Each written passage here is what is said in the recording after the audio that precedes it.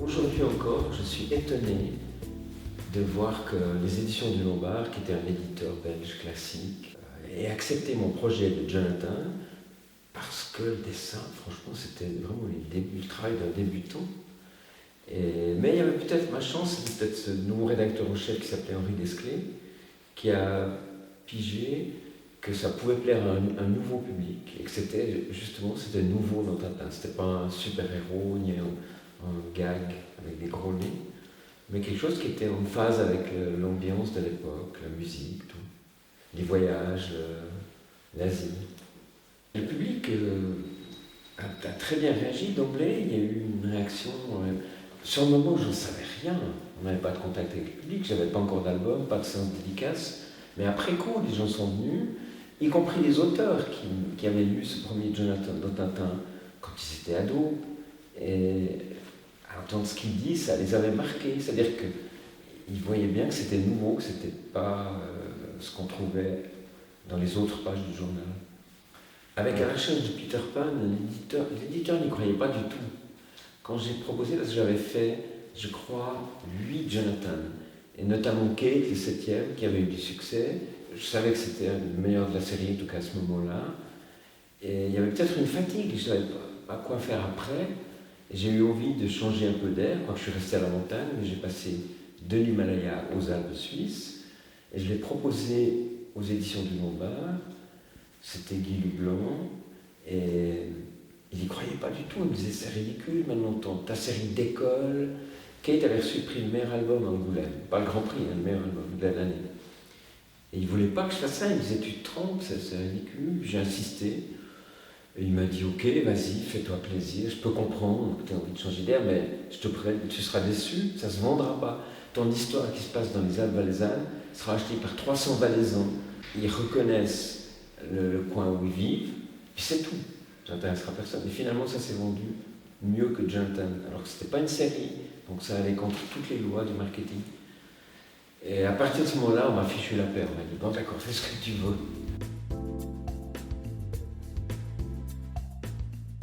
Pratt, c'était une source d'inspiration, c'était une révélation pour moi. Je l'ai découvert dans Pif Gadget, je pense que j'avais 15, 16 ans, et vraiment, extraordinaire. Une porte qui s'ouvrait, je me disais, mais alors tout est possible. Et ça m'a beaucoup inspiré. Ça reste pour moi un modèle, autant scénario que dessin. J'ai l'impression que le roman graphique est né spontanément à plusieurs endroits en même temps. Il y avait, je crois, chez Casterman la collection Studio. Il y a eu Air Libre. Alors dans mon cas, j'avais envie, à la recherche de Peter Pan, ça avait été mon plaisir. Et ça avait bien marché, contrairement à ce que prévoyait l'éditeur. Ça m'a encouragé à continuer, à essayer d'innover, à faire ce que j'avais envie de faire. Et j'avais ce scénario du voyage en Italie. À ce moment-là, c'est Jean Van Hamme qui m'a parlé d'un projet de nouvelle collection chez Dupuis, collection adulte, pour ce qu'on appelle aujourd'hui des graphic novels, ou romans graphiques. Et donc j'ai présenté ce synopsis du voyage en Italie au futur directeur de cette collection à libre, qui était Philippe Van Doren. Et d'emblée, il m'a dit oui, on démarre, tu seras le premier titre. Et voilà, c'était le début de cette... je ne sais pas combien j'en ai fait, 7 ou 8, ou 9, 10, dont une partie est exposée là. On pourrait dire qu'il y a un aspect plus littéraire dans mes travaux, au niveau du choix du sujet, mais j'affirme que je ne fais pas du tout de la littérature illustrée, je fais de la vraie bande dessinée. Simplement, j'essaie d'éviter de retomber dans les grands thèmes classiques de la bande dessinée qui ont été réalisés magnifiquement. Je ne vois pas ce que je pourrais y apporter, donc je cherche plutôt à innover, même modestement, mais à faire explorer des voies un petit peu nouvelles, des sujets nouveaux. Là, on est dans l'album Orchidea, avec ces 3 personnages qui sont les enfants d'un homme de 80 ans qui s'est enfui, qui a fugué loin de son asile pour vieux. Et ils sont évidemment un peu inquiets. Alors la première image permet de situer un peu le décor, savoir où ils sont, ils roulent. Là, ça permet de faire connaissance avec les personnages et en même temps de savoir un petit peu, ils sont en train d'imaginer pourquoi a-t-il disparu. Ça, j'adore ce genre de choses parce que c'est de la vraie doc. On ne trouve pas ça dans les livres de photos, ni même sur Google, quoique, je ne sais pas, mais c'est des choses que j'ai vues, que j'ai photographiées ou esquissées. C'est de l'authentique, c'est même pas inventé. C'est vrai qu'on trouve dans la bande dessinée une majorité des lettrages en capitale. Là, on est ce qu'on appelle chez les typographes en bas de casse, mais je pense que plus personne ne sait ce que ça veut dire, donc c'est des minuscules, ouais, on dit ça comme ça, des minuscules. Et moi je trouve qu'il y a quand même c'est moins envahissant que la capitale, ça permet de placer des accents, puis voilà, graphiquement ça me plaisait. Ça me permettait de me distancier aussi de la capitale qui est typique, la lettre en capitale, qui est quand même typique d'une école franco-belge bien classique. En même temps, Hergé a aussi fait de la bas de casse, mais il fait partie des exceptions. La plupart des, que ce soit Astérix ou même Möbius, Giraud, c'est de la capitale. Donc j'aime bien. Je trouve ça un peu plus fin. J'ai commencé mes premières planches en dessinant au pinceau. Alors j'étais l'élève de Larry, et toujours ami aujourd'hui, mais lui travaillait au pinceau, donc j'ai appris à faire les premières planches de Jonathan au pinceau. Puis après j'ai eu envie de la plume que je maîtrisais mieux, qui me semblait plus précise, plus claire.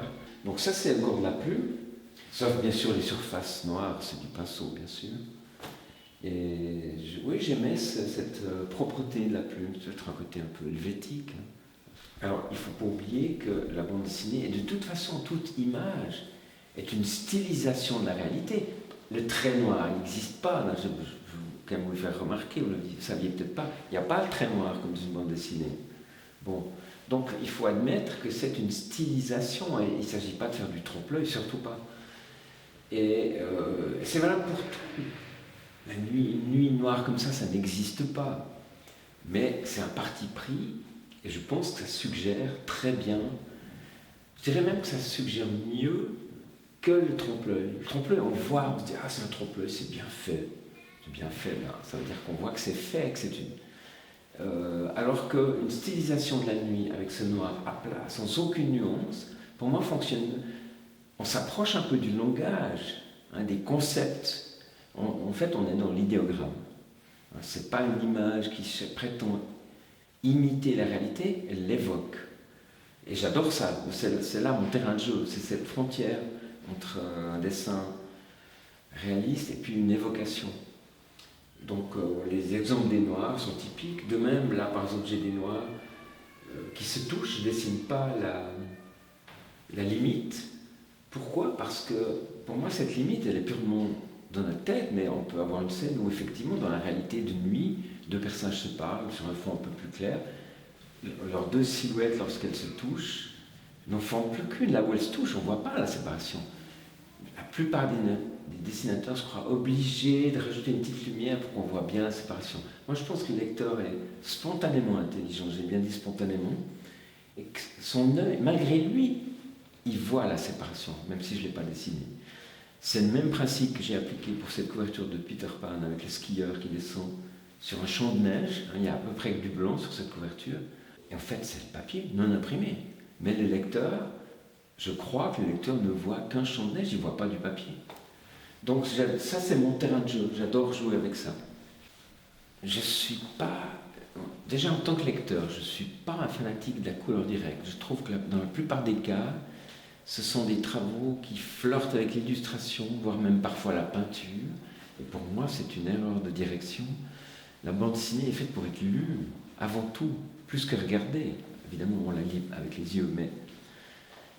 Et donc, encore, en tant que lecteur, je suis un peu méfiant. J'aime la simplicité d'un dessin de Peyo ou de Macheron.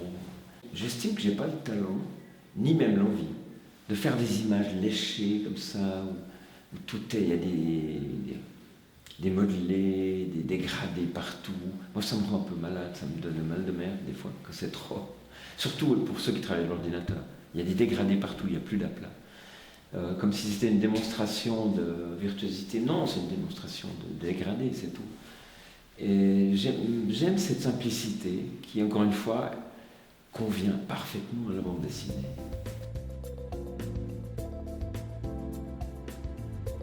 Pour moi, la lecture de la bande dessinée en général, mais aussi des dessins animés de Disney, c'était vraiment des moments de bonheur, comme enfant. Je m'en lassais pas, je relisais les albums. Alors, les dessins animés, c'était difficile, on les voyait au cinéma une fois par année. Mais les bandes dessinées, j'y replongeais et c'est comme ça que je suis devenu auteur de bande dessinée. J'ai voulu prolonger ce plaisir en le pratiquant moi-même, en m'y lançant. Et donc je garde de Disney ces grands moments de bonheur. Alors c'est pas tellement l'esthétique des Disney qui me parle le plus. Alors il y a les tout débuts, hein, vraiment 1928, le premier Mickey. Ça, graphiquement, c'est d'une telle simplicité que j'adore. Mais sinon, j'ai mon grand plaisir chez Disney, que j'ai découvert enfant, c'est la période Les 101 Dalmatiens et Merlin l'Enchanteur. Et quand Jacques Glenn m'a proposé de faire un album de Mickey, j'ai tout de suite dit oui. C'était un rêve, ça faisait partie de mes rêves. J'espérais faire des albums à la franco-belge, comme j'en achetais quand j'étais gamin. Et puis j'avais cette idée d'aller un jour travailler chez Disney à Los Angeles. Et je l'ai fait dans cet esprit-là, en me disant, si on m'avait accepté quelques années plus tôt et qu'on m'avait dit, vas-y fais un Mickey, eh ben j'aurais fait ça. Donc c'était pas mon but d'accaparer Mickey pour dire, voyez moi comme je vois Mickey, mais c'était me fondre dans l'étoile Disney. Mais je me suis aperçu moi-même assez vite qu'en fait c'est un album qui s'adresse plutôt aux adultes, mon Mickey. Non pas qu'il y ait des scènes porno évidemment, mais il s'adresse à l'enfant qui est en chaque adulte, au nostalgique, je crois, plus qu'à l'enfant d'aujourd'hui peut-être.